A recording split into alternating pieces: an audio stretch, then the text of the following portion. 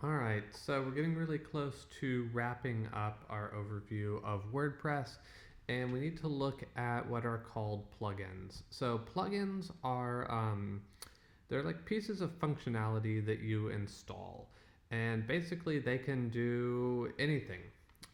They can change how WordPress works. They can change little things.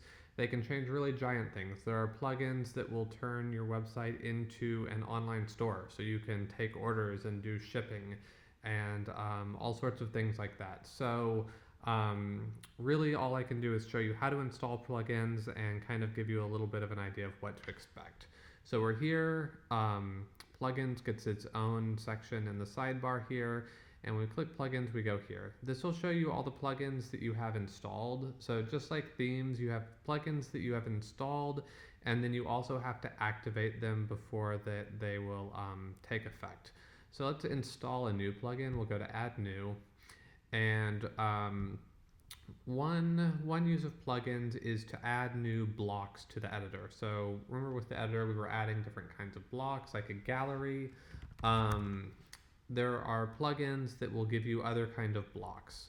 So let's go ahead and install this one. And again, you can see how many people have installed it, which is a good way of deciding basically whether or not you want to install it.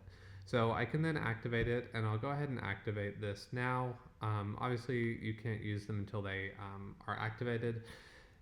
Once you've installed and activated a plugin, it can be non-intuitive exactly how you're supposed to use it. Okay, so this one takes you here and gives you some information about it. Other times you'll just go back to the plugins page, and sometimes you can look and see like have a settings link here where you need to go and change some things.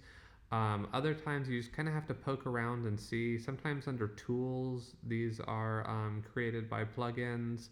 But it really is just going to vary on a case by case basis. But now that we've activated that, if we go back to our pages and we go to about, as I'm adding a block now, I should have other options. And so if I scroll through here, right now I've got these blocks that were added. And for example, I can, we could add a post team. All right, so some of these blocks are just kind of collections of content, stuff to play around with, but that's an example of something that a plugin will do. Other times, if you're like, oh, I want to add a map to my page, that might be something that you would look for a block that adds that functionality. So the last thing to really know about plugins is that every now and then a plugin will break your site. So if your site is broken all of a sudden and you can't figure out why, the best thing to do is go and start deactivating plugins. You don't have to uninstall them, but just deactivate them and keep testing to figure out which plugin broke your site, because that's usually what will have happened.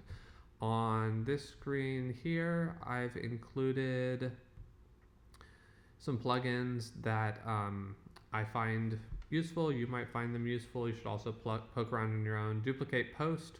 So a lot of times we just want to make a copy of a post or a page and start making changes. That can be really useful. These blocks plugins can be really useful. There are plugins to back up your site regularly, which can be really good, especially if you have like a client site or something important that you definitely don't want to lose. And then if you want to go really deep into WordPress, if you really want to learn a lot and get good, this advanced custom fields plugin can be very, very, very powerful. But again, it's more advanced and there's some things you'll need to learn. If you want to set up an online store, that plugin is called WooCommerce, WOO Commerce. But again, there's lots of them. Make sure you look at how many people have installed them, pay attention, and have fun with it.